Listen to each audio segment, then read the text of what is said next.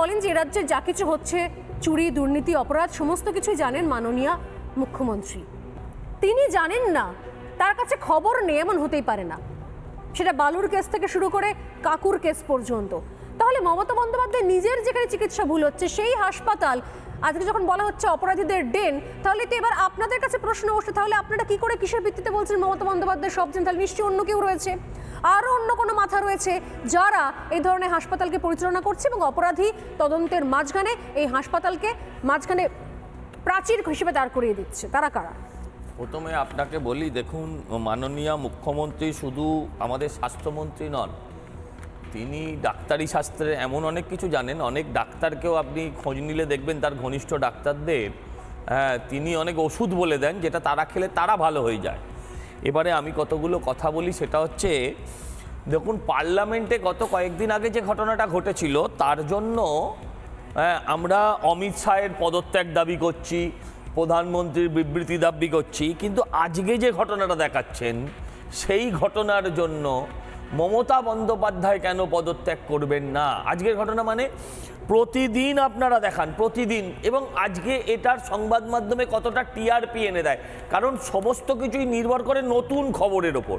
আজকে রুগী পাচ্ছে না, বেড পাচ্ছে না রুগী, হাসপাতালে রুগীর জায়গা হচ্ছে না, এটা হচ্ছে একটা সরকারি হাসপাতালের খুব স্বাভাবিক মানে চিত্র।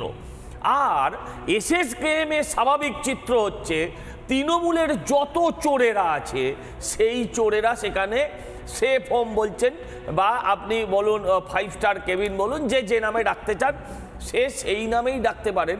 তাদের রক্ষাস্থল হচ্ছে আরামের জীবনযাপন যতদিন করে নেওয়া যায়, তার জায়গাটা হচ্ছে এসএসকেএম। তো জানেন না সজলবাবু যে কে চোর কে চোর নয়, আপনি জানেন না? এসএসকেএম তো জানেন না, দেশের লোক জানে, এসএসকেএম তো জানেন না, তাহলে কে বলতে জানে না? আপনি শুনুন, মুশকিল এসএসকেএম দেখছে গুরুতর অসুস্থ একজন এসেছে, না না, কে গালিঘাটের কাকু, তার 3 মাস ধরে তার গলা থেকে আওয়াজ বেরোচ্ছে না, আপনি বলছেন 3 মাস ধরে গলা থেকে আওয়াজ বেরোচ্ছে না।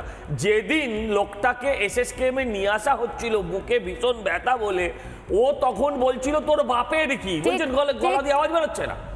দেখুন, এগুলো আসলে কিছু না। আজকে কেষ্টর যে ডাক্তার কেষ্টকে গুরুতর অসুস্থ বলেছিল, তাকেও অনেক সমস্যা ফেস করতে হয়েছিল। যে যারা আসলে মুখ্যমন্ত্রীর ডিপার্টমেন্টে চাকরি করেন, এসএসকেএম এর সুপারিনটেন্ডেন্ট, তার ধরে কটা মাথা আছে? এরা তো ডাক্তার হতে পারে শিক্ষা দীক্ষায়, কিন্তু পোস্টিংয়ের জন্য এরা পা চাটতে বাধ্য হয়। তাই আজকে যে জিনিসটা উনি লিখে যাচ্ছেন, যে প্রেসিডেন্ট উনি করে যাচ্ছেন, আগামী দিন মমতা বন্দ্যোপাধ্যায় থাকবে না, কিন্তু এই ডাক্তারদেরও সেই ফলটা ভোগ করতে হবে। যারা আজকে ডাক্তারদের সহযোগিতা করছেন বিভিন্ন জায়গায়, তাদেরকে কিন্তু এই ফলটা ভোগ করতে হবে। বাংলার মানুষের চিকিৎসা সে তো সিপিএম আমল থেকেই উঠে গিয়েছে, অর্থাৎ সেটা নিয়ে আমি যাচ্ছিই না সেই সাবজেক্টে। হসপিটালগুলোর গায়ে বোর্ড লাগিয়ে দিয়েছে সুপার স্পেশালিটি। কোন দিন, আমি আগের দিন বলেছি, রিপাবলিকের গায়ে কোন দিন সুপার স্পেশালিটি লাগিয়ে দেবে, সুপার স্পেশালিটি হসপিটাল হয়ে যাবে রিপাবলিক বাংলা। মুখ্যমন্ত্রী যেখানে যা ইচ্ছা ইচ্ছা করেছেন, সেরকমভাবে একটা লোক একটা বাচ্চাদের বেড দখল করে আছে, রুগী মারা যাচ্ছে, এতে আর অবাক হবার কি আছে? পশ্চিমবঙ্গে বেঁচে থাকাটাই আশ্চর্য, পশ্চিমবঙ্গে রুগীর বেঁচে থাকাটাই খবর। দুই চিকিৎসক আজকে রয়েছেন আমার সঙ্গে, অরিন্দম বিশ্বাস এবং তন্ময় মুখার্জি, দুজনের কাছেই আসবে।